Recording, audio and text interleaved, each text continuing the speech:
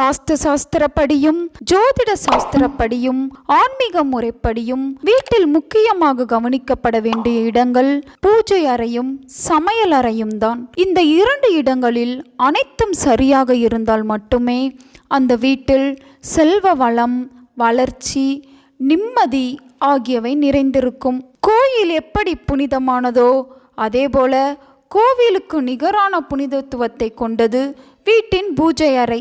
அங்கு கட்டாயம் இருக்க வேண்டிய மங்கள பொருட்கள் என சில இருக்கின்றன. அவை வீட்டில் இருந்தால் வீட்டில் எப்போதும் ஐஸ்வர்யம் பெருகிக் கொண்டே இருக்கும். லட்சுமி கடாட்சமும் வீட்டில் நிறைந்திருக்கும். வீட்டில் விபூதி, குங்குமம் ஆகியவற்றை தனித்தனியாக வைக்கக்கூடாது. அவை சிவனையும் சக்தியையும் குறிக்கக்கூடிய பொருட்களாகும்.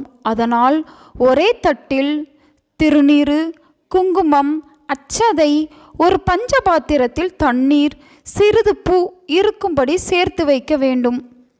பூஜை அறையில் எப்போதும் ஒரு பாத்திரம் அல்லது சிறு வாளியில் தனியாக தண்ணீர் வைத்திருக்க வேண்டும்.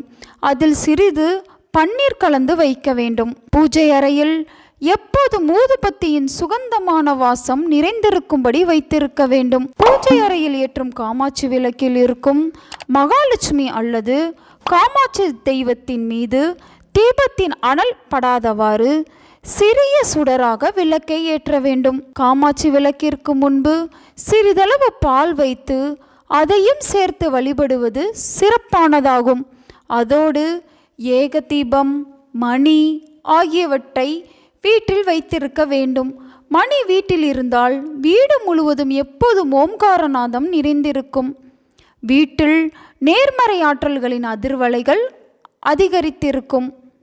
பூஜைக்கு பயன்படுத்துவதற்கு வைத்திருக்கும் உதிரிப்பூ அல்லது கட்டின பூ மீது தர்ப்பை புல்லை போட்டு வைக்க வேண்டும்.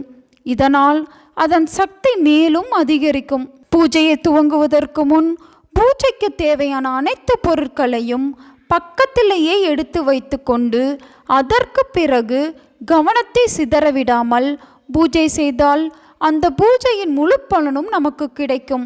பிரச்சனைகள், சண்டை சச்சரவுகள், மன வருத்தங்கள் அடிக்கடி இருக்கும் வீடுகளில் சுவாமிக்கு இளநீர் வாங்கி நைவேத்தியமாக படைத்து வழிபடுவது மிக சிறந்த பரிகாரமாக அமையும். கோவிலில் இருப்பது போன்று தெய்வீக தன்மையுடன் வீட்டின் பூஜை அறையை வைத்திருந்தால், தினமும் வீட்டில் விளக்கேற்றி பூஜை செய்தால் வீட்டில் அனைத்து விதமான செல்வங்களும் நிறைந்திருக்கும்.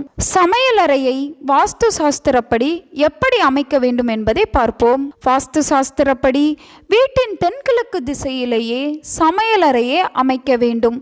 தென்கிழக்கு என்பது அக்னிக்கு உரிய திசையாகும். அதனால் அக்னி மூலை எனப்படும் தென்கிழக்கு திசையிலேயே சமையலறை அமைக்கப்பட வேண்டும். சமையலறையின் நிறம் வெள்ளை நிறத்தில் இருந்தால் சுத்தம் மற்றும் தூய்மை வீட்டில் நிறைந்திருக்கும். மஞ்சள் நிறத்தில் இருந்தால் மகிழ்ச்சி மற்றும் நேர்மறை ஆற்றல்கள் நிறைந்திருக்கும். வெளிர் நிறங்களில் இருந்தால் அன்பு மற்றும் ஒற்றுமை வீட்டில் நிறைந்திருக்கும். இளம் பழுப்பு நிறத்தில் இருந்தால் நிலையான செல்வம் இருக்கும். சமையலறைக்கு வெள்ளை மற்றும் மஞ்சள் நிறங்கள் ஏற்றதாக சொல்லப்படுகிறது. அடர் நிறங்களை தவிர்ப்பது நல்லது.